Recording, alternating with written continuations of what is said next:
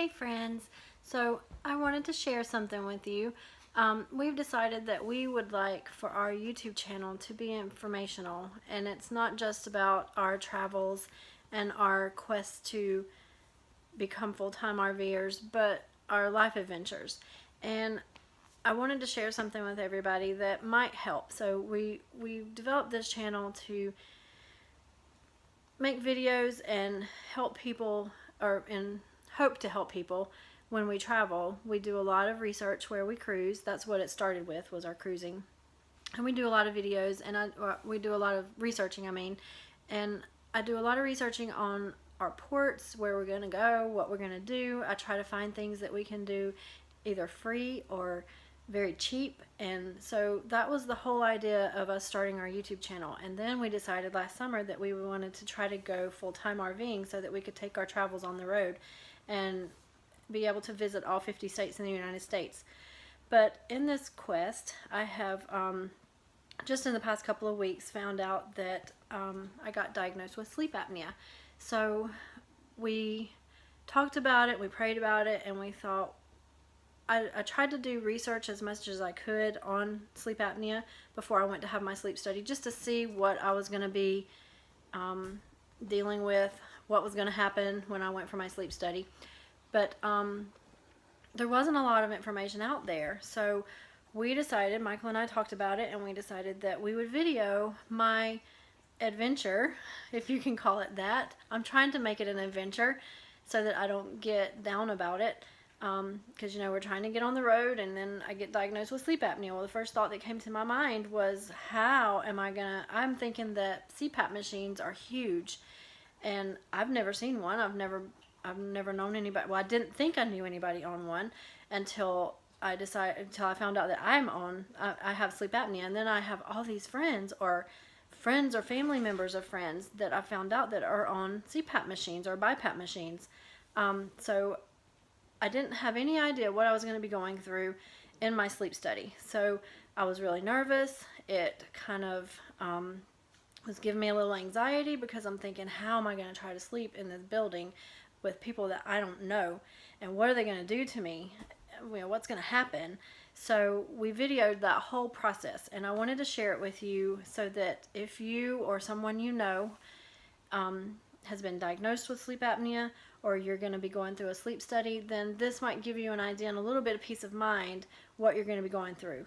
So that is what this video is all about. Is my the first time that I went, they hooked me up to all these machines, all these things in my head. I had paste all in my hair, all over my face, in my throat, in my chest, my legs, and they hooked me up to all this stuff, these wires, and I slept through the night. Well, I attempted to sleep through the night. It wasn't very much. I didn't think that I got very much sleep, but she said that I pretty much got a good bit of sleep, more than I probably thought that I did. And they couldn't tell me anything right then, but they called me back a couple of days later and told me, yes, I do have sleep apnea. So they called me back in, and I went back in to have my second sleep study, where they put me on an actual CPAP machine to see how many times a night do I stop breathing. So then, and we videoed that of my second one, where I went onto the CPAP machine. The whole night I felt like I was suffocating. I'm trying to breathe out. I can't get enough air out to where I can breathe back in real heavy. So they called me a couple of days after that, and it comes to find out there's two different sleep apneas. There is central sleep apnea, where your brain just doesn't tell your body to breathe at night, so you stop breathing. And then there is obstructive sleep apnea, which is where you close off in your esophagus and then you stop breathing.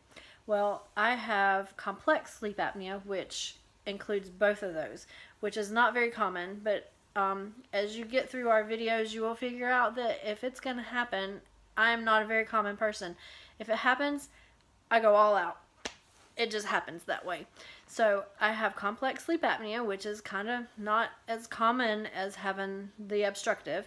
They did inform me that I probably, as I'm losing weight, because we're on a nutritional kick, we decided to go see a nutritionist to try to get healthy before we get on the road. And we're going to start doing, if not daily food diary videos, we're going to do weekly to to help people that may be trying to eat healthy, let you know what we're eating.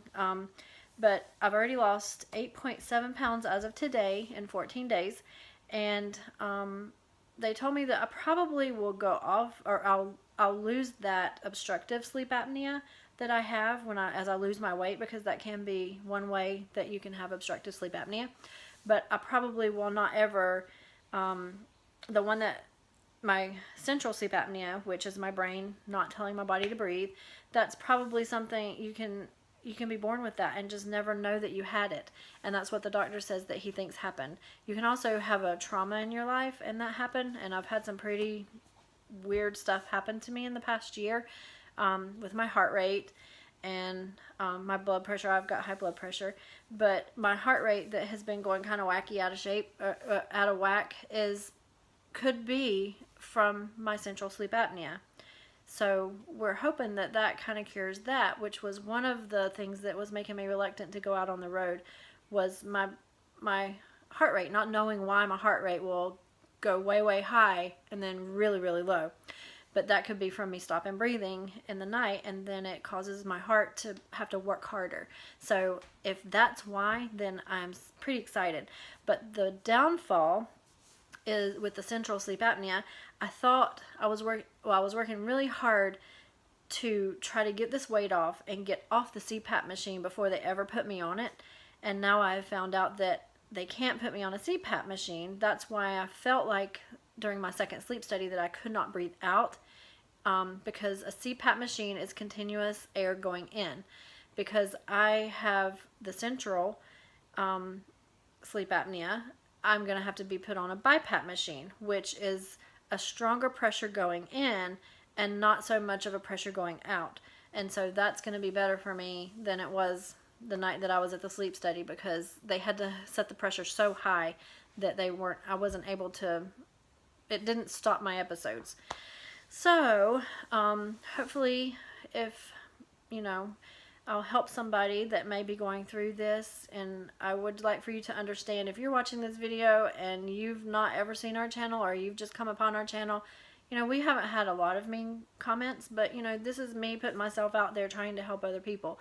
So I would appreciate your kindness. I know that there are people out there that may look down on it and make bad comments, but that's just the way it is, and I'll pray for you.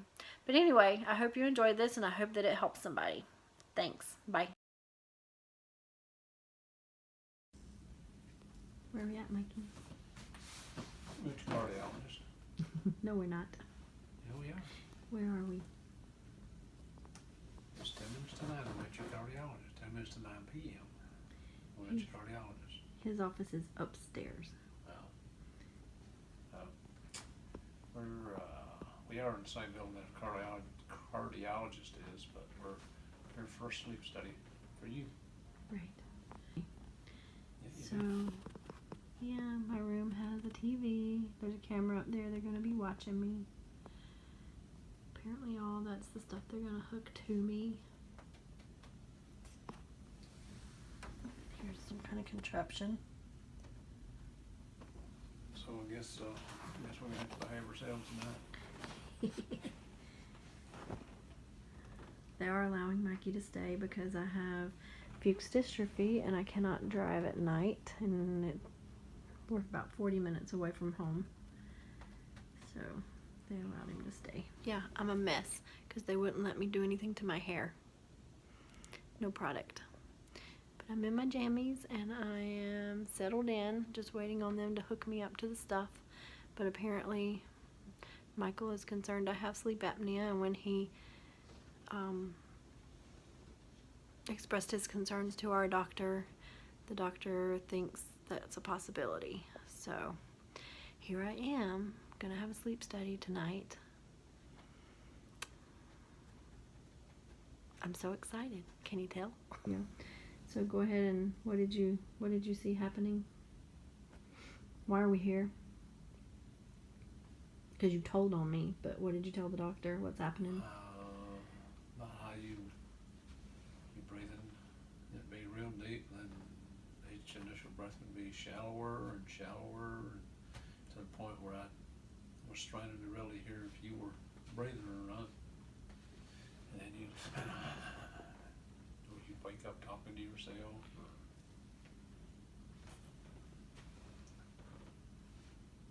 Then you would,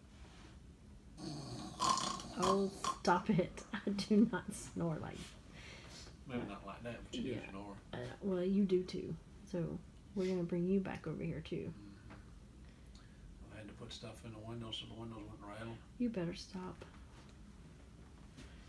Don't make me have to do much editing on this. I'm glad they got a fan in here. But anyway, just another life adventure we're bringing everybody on.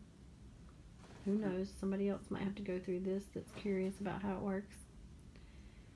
So, yeah. Anyway, just waiting now. Hook everything up. We'll try to video that too. Yeah. Try to video the flat line. Beep. No, Oh that won't happen. my gosh. She'll come running in here. Yeah. Where?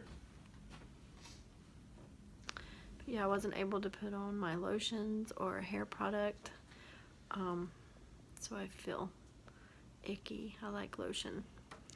But no lotions, or they're going to be sticking all this stuff to me. So anyway,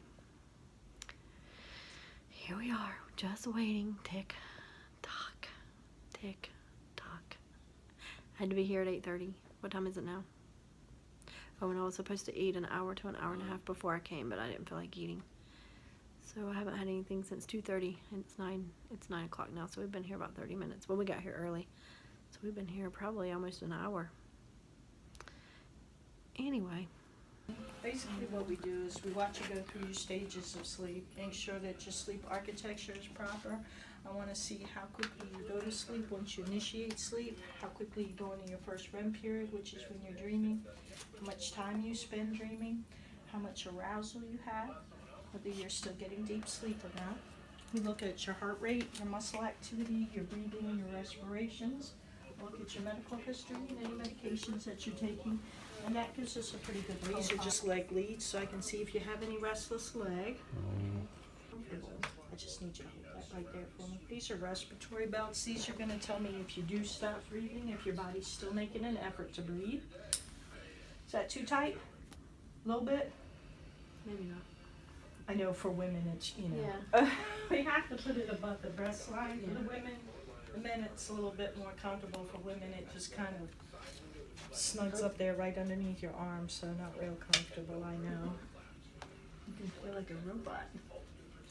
This is a body positioner. It's just kind of a added extra thing that we use. We can see pretty well into the room with the cameras because they're infrared, so that's really just a backup. Some people think it's an emergency button because it has a little person on it, but it's just a...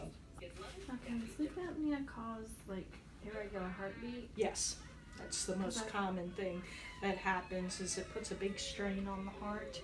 I just need you to hold that right there. Well, you know, anytime you're not breathing, not a good thing, right? But can it happen like during the day too? Yes. Because it can cause arrhythmias that can roll over to the day. It'll make your blood pressure high, especially in the mornings. It can lead to heart attack, stroke. People with diabetes tend to go hand in hand with. Said anytime you're not breathing, not good. What happens when you're having a respiratory event is the heart will speed up, it'll slow down, it'll speed up, it'll slow down while you're moving through those respiratory events. So it does put a big strain on the heart because the heart's beating quicker because it's trying to push oxygen to the vital organs. So that's why, arrhythmia is the most common thing in high blood pressure that you'll see with sleep apnea. Like I said, it can lead to heart attack or stroke because of those reasons. Okay, so I'm going to put some gooey paste on your scalp and on your face. That'll wash out real easy. Just go home in the morning, get in the shower, real warm water. It'll come right out. Do you all sleep with the television on usually? I used to. That's how I had to fall asleep years ago. Mm-hmm. Until cell phones came along. I would just turn it way, way low. and then turn the timer on, and that's the only way I could get to sleep.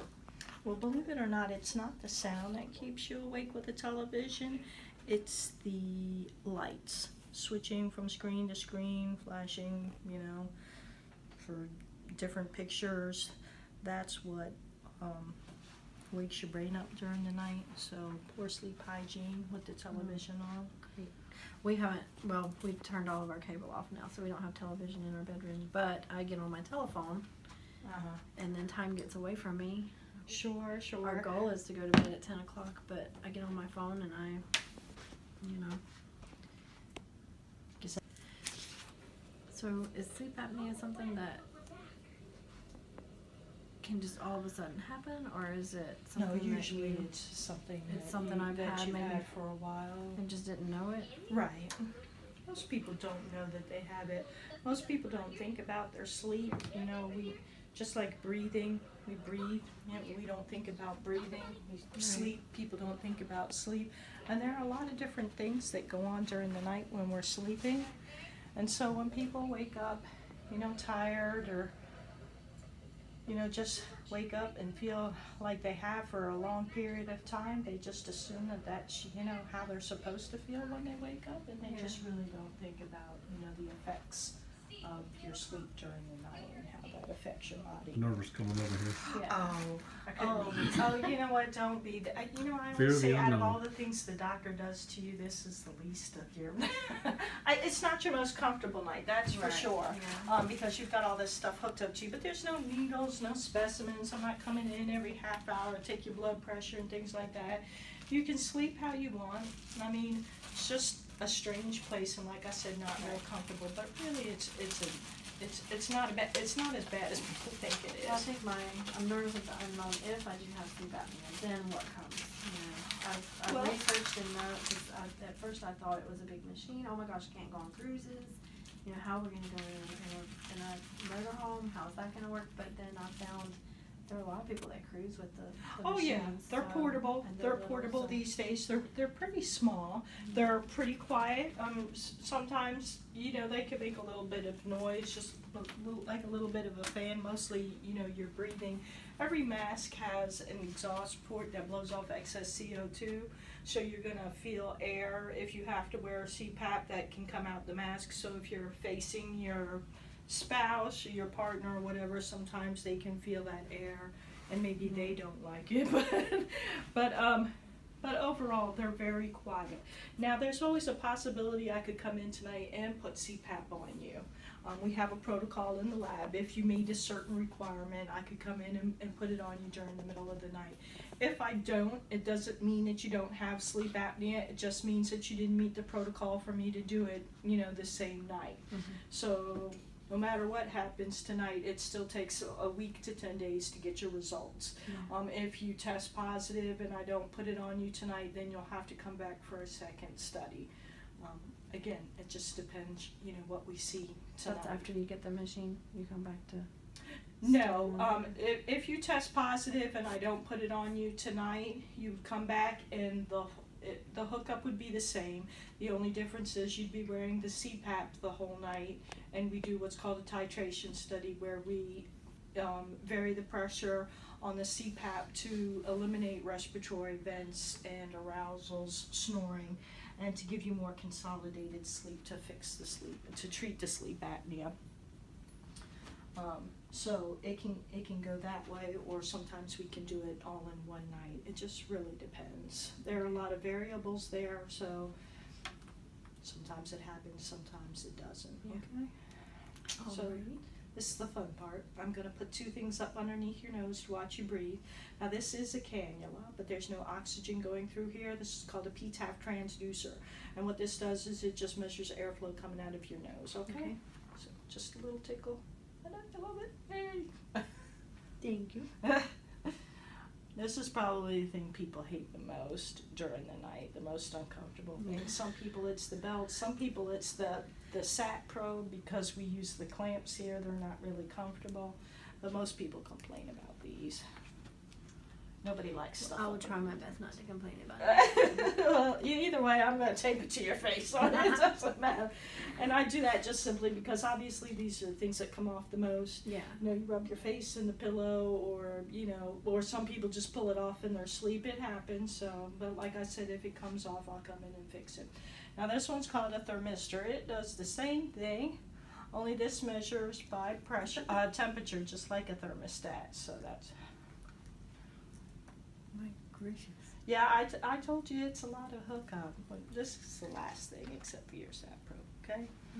And like I said, I'm just going to tape those to your face. And then what I'm going to do is I'm going to hook you up to that box. It'll just take another couple of minutes.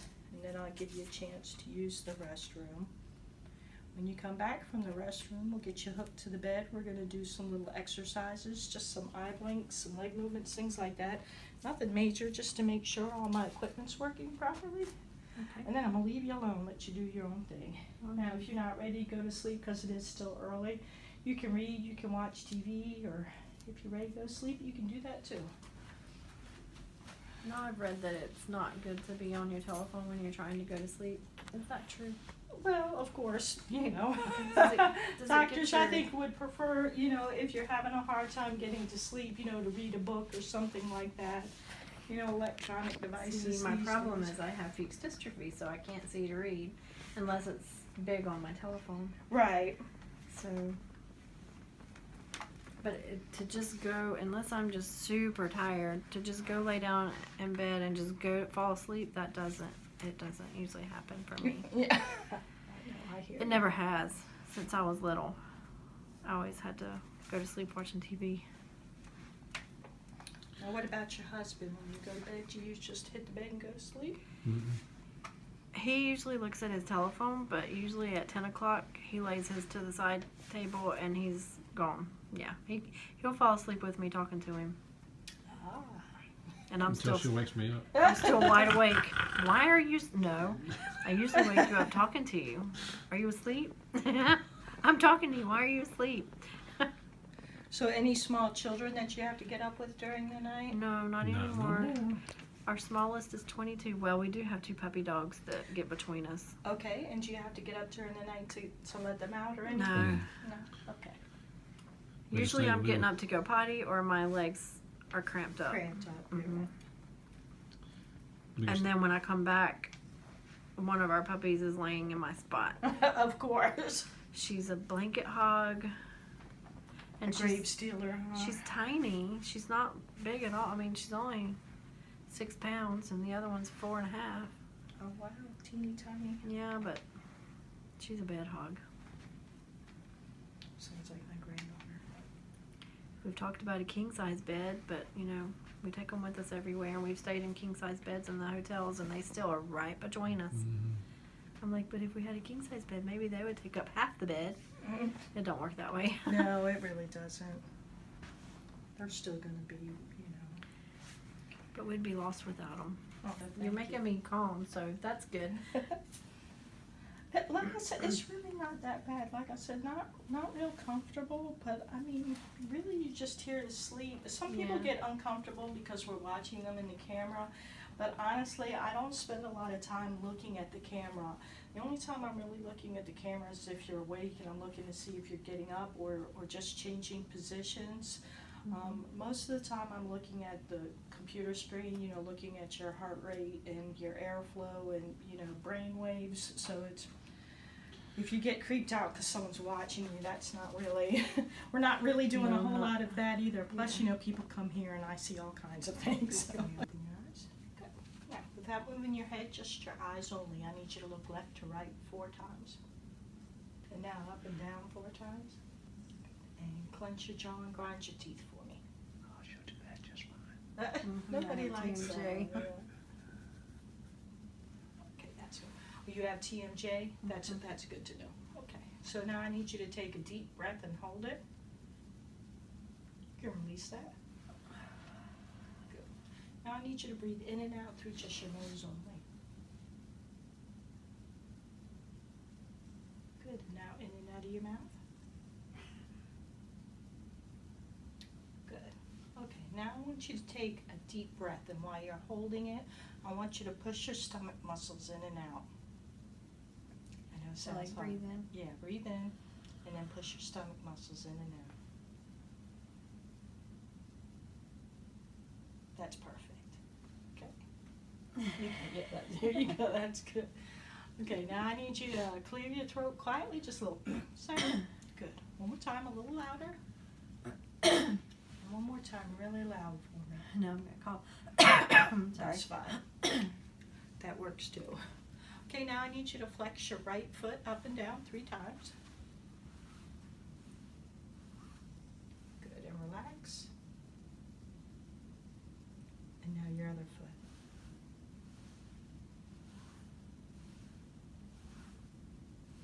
Great, you are all done. So if you need anything from me during the night, just pull the pulse ox off your finger, okay? So what does all that do? It makes sure that all the equipment's working properly. It also sets a baseline for the scoring techs or for me, so that, you know, we can compare it to, you know, things during the night. It also validates the study, so by law we have to do that. Okay? Gotcha. Okay, good. So, like I said, you're free to move in any position you want, and if you need me, you just let off your finger, okay? All right, I hope you both get a good night's sleep. Oh, Thank you, Martha, appreciate it. Just So- just a FYI, there is a dimmer here if you, you know, if you like, if you like a little bit of light in the room.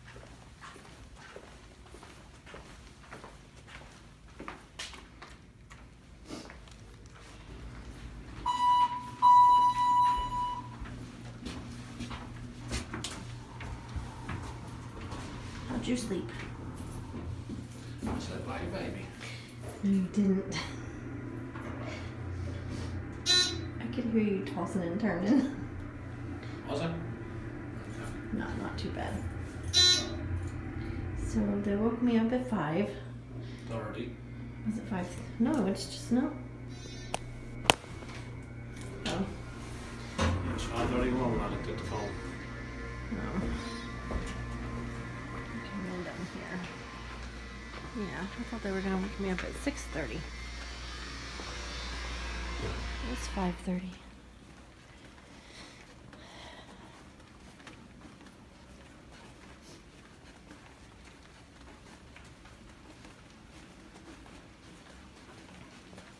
I feel like I didn't get much sleep, but I don't know. I didn't hear you snoring a lot.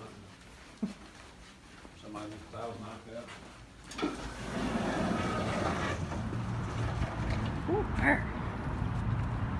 It's dark outside, which is weird because it was light when we came in. So, You good? yeah, I'm good.